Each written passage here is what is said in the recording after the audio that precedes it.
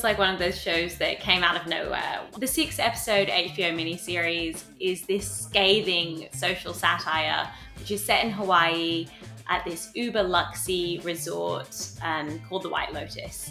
So the season kicks off with a death, and that's not a spoiler, it's literally the first scene in the first episode.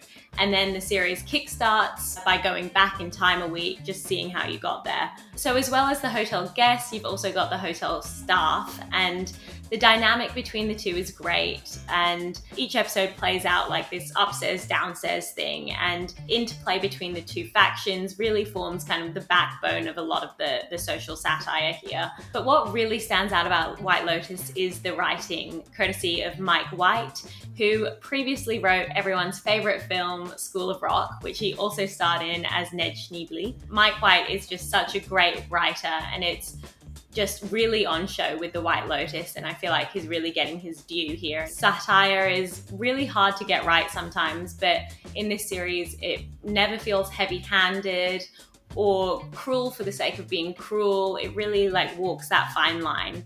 Surprise! Mom!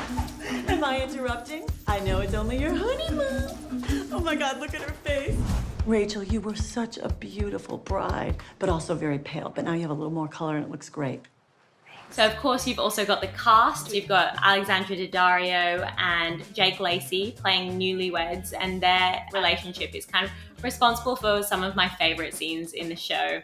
And then you've got this kind of picture-perfect family played by Steve Zahn, Connie Britton from Friday Night Lights, and then their children, Quinn and Olivia. So Olivia is played by Euphoria star Sydney Sweeney, who is so good in this. She is such a brat. And of course, you've also got the brilliant Jennifer Coolidge, who has previously played really one-dimensional characters. And here she stars as Tanya, who's this lonely and fragile woman who's come to the resort by herself to spread her mother's ashes. It's just great to see Jennifer Coolidge kind of get her due. So they just announced earlier this week that it will be returning for a second season, although it will be with a whole new cast. And I feel like we're seeing that more now with shows, these anthology shows. The White Lotus, is it a binge or a bin?